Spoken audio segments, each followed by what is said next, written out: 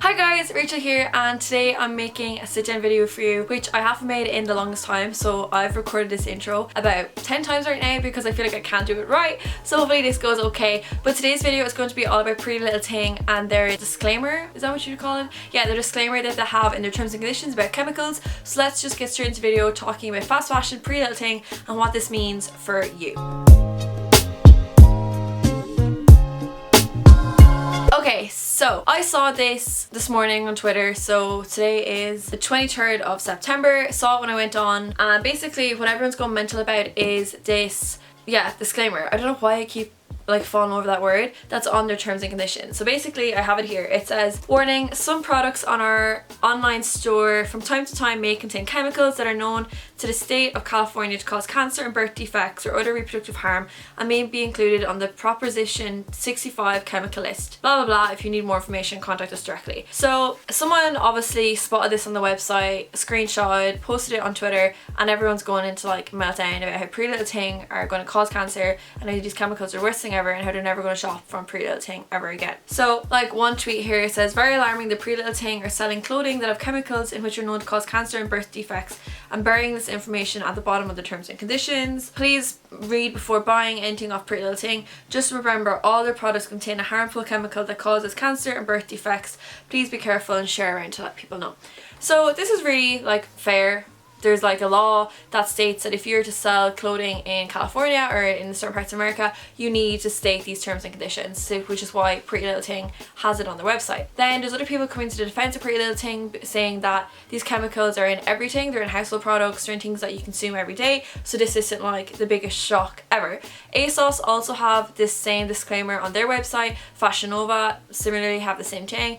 Pretty much all e-commerce clothing websites have this if they're selling in California because it's legally required by law. Anything can cause cancer, so that's just another thing to say. So Proposition 65 requires businesses to provide warnings to Californians about significant exposures to chemicals that cause cancer, birth defects, or reproductive harm. And it was brought in 1986, and then it's just a list of all the chemicals that are included, which again would probably be used in the dyeing process of different textiles. Labels warning that products contain chemicals that cause cancer, birth defects, or reproductive harm are now required on many household items sold in California, but people all over the country might see them because many companies put the labels on all items that contain these chemicals, even if they're sold in other states, which is why Pretty Little Thing have this flag. The warning labels can be found on many products such as electrical wires, jewellery, padlocks, dishes, flashlights, pesticides, to just name a few. Everyone's going crazy as if the clothing on Pretty Little Thing are the first company ever that have these chemicals in them, when the reason that we're only being alerted to it is because it's required to by Californian law.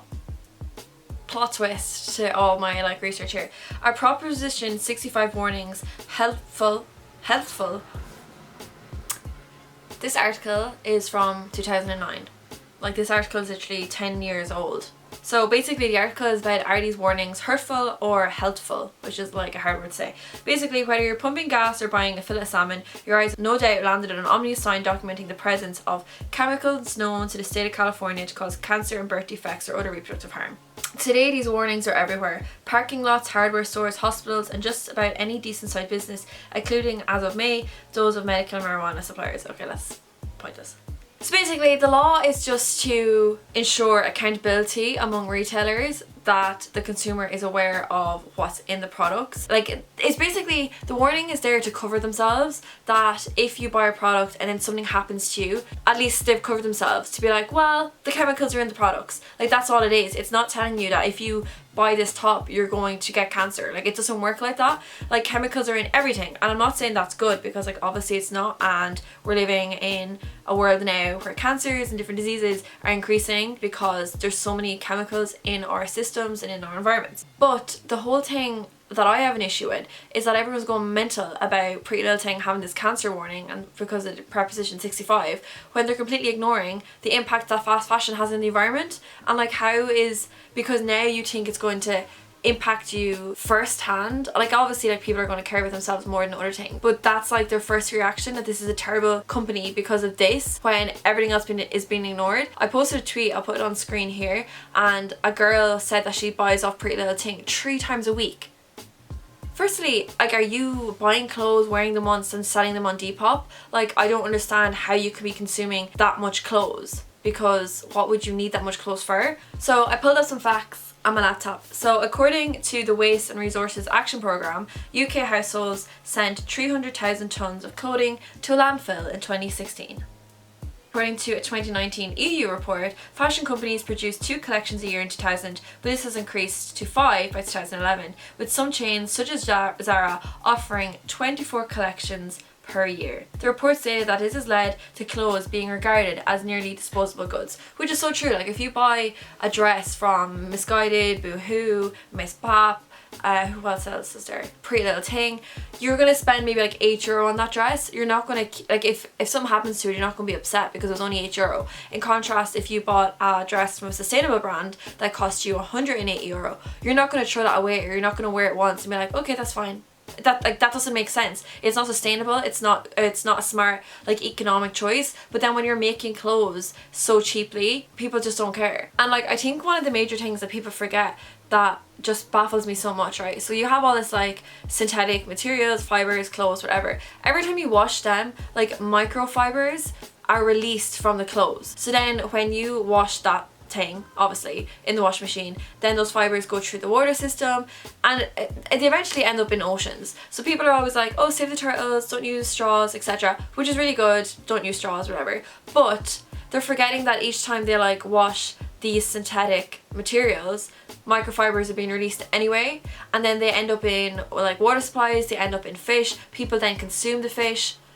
Like it's just a chain of events that people just don't see how they're being impacted. But then the fact that a company's after releasing that there's chemicals in clothes, this is the worst thing ever. Whereas the environmental impacts and how we're being impacted from how bad these items are already is completely disregarded.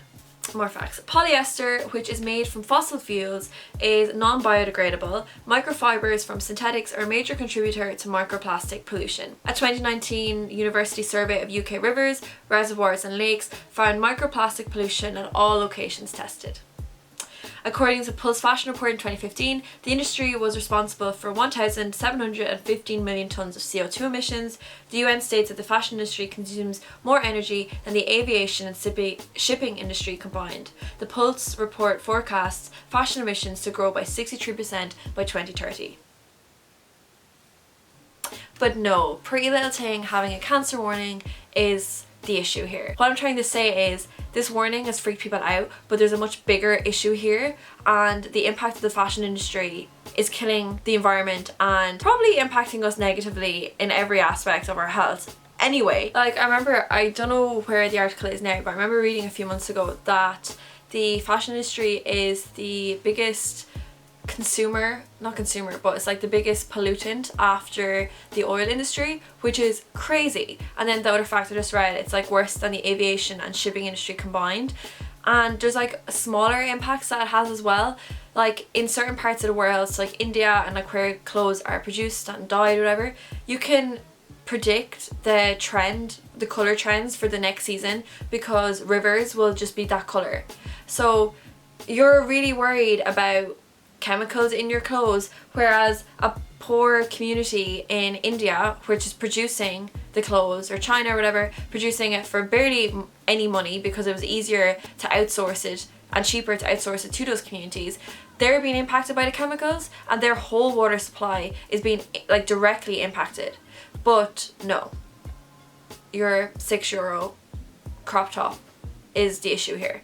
Like, I don't know, I just think it's really selfish, and it's kind of typical of like the global north or whatever to be like, oops, poor us.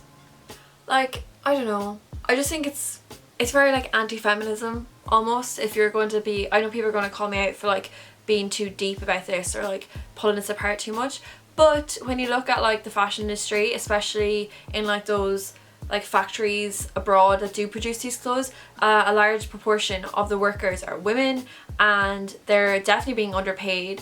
So it's just a systematic thing that really bothers me, and I don't know, I just think people need to like do a lot more research into it and like be aware of what they're paying for when they buy something, because if something is cheap, like something being too good to be true like is a real thing. According to a report, an environmental consultancy agency, the global apparel and footwear industries account for an estimated of 8% of the world's greenhouse gas emissions, almost as much as the European Union's entire climate impact combined. Did it ever occur to you that your own spandex leggings might be contributing to the problem? And then it brings in the whole water pollution aspect of it. I just think people need to read more, and I don't think the Proposition 65 is the biggest issue here. So yeah, basically I feel like I probably went on a million and one tangents during this video because I have about 20 minutes of footage and I don't know what I actually said because I feel like I just kept rambling and then I was getting like frustrated at the whole situation. So I might make another video after this about like the actual impacts of the environment, of the fast fashion on the environment, so then we can actually like round it off. But basically the point of this video was to tell you that Proposition 65 and these health warnings aren't the issue. The issue is the production of the clothes. So if you are finally paying attention to how bad fast fashion is because of this health warning that's on ASOS, Pretty Little Thing, etc, etc.'s website, that's great, but please do more research because that's not the real issue here. The real issue is fast fashion and how it's killing the planet. So yeah, thank you so much for watching this video. I know it's my first like sit down one in a million and one years, but if you enjoyed it, please let me know. Please subscribe, all my links down below, and yeah, I'll see you guys in my next video. Bye! Hi guys, Rachel here from the editing future. Just wanted to say thank you so much again for watching this video. Please subscribe. If you have any questions about how to be more eco-friendly or whatever, let me know down below and I'll try help. Yeah, just please continue supporting me like you always have been doing. I can't speak, like literally my English degree. What's the point? Thank you so much and I'll see you guys in my next video. This extra outro was pointless. I just wanted to come on and say thank you again.